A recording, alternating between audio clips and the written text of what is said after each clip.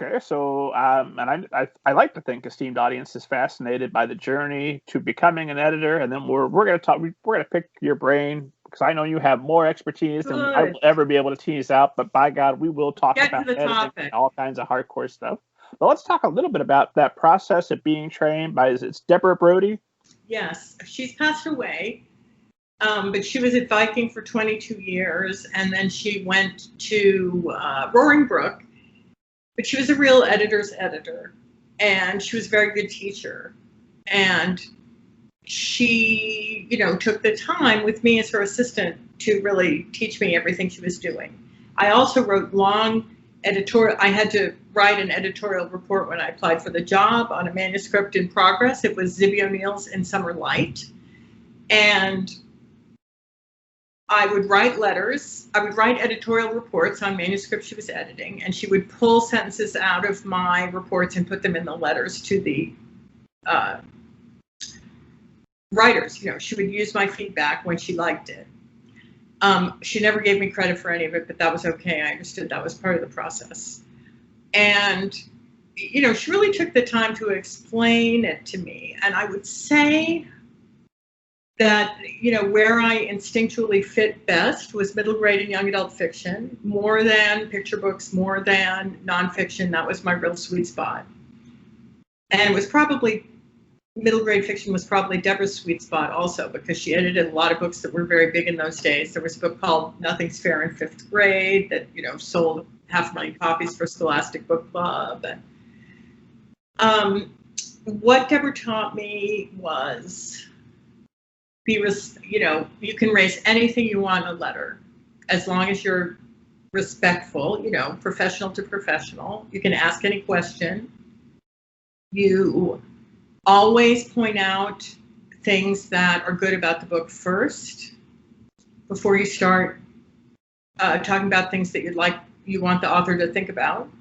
And within the manuscript, make sure you say positive things as well.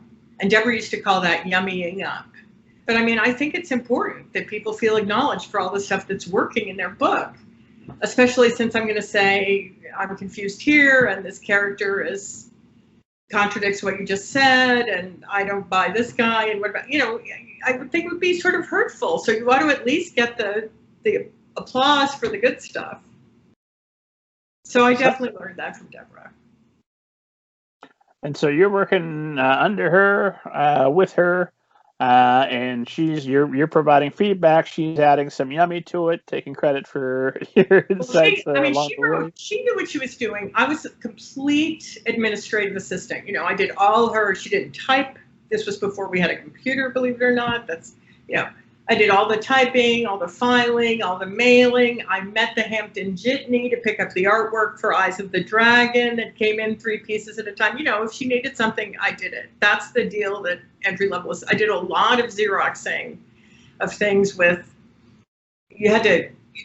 in those days, she would literally attach paper flags to a manuscript. She would write on it in pencil and stick a flag with gum. There was a thing that you could stick on with gum, stick it onto the manuscript, fold it over, it was a flag, and she could write comments on that. And I would have to Xerox each page and the flags, and the next page and the flags. It's very boring.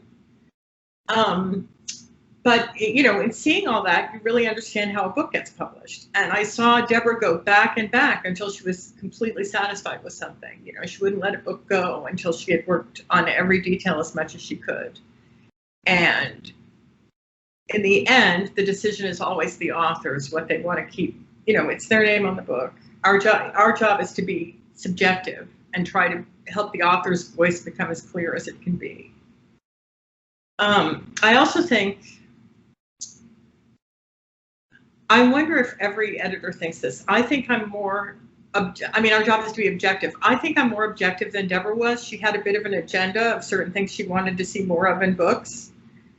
She wanted,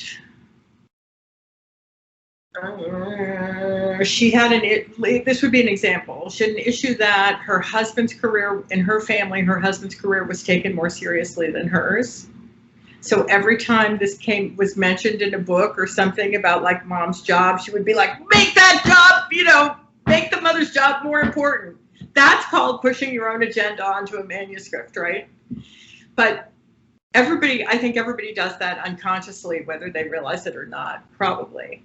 You know, we have things that we're uncomfortable with, that we don't like, so we ask a writer to change it. But mostly, I think my job is helping a writer express what they're trying to express as best they can. And, you know, please a middle grade reader.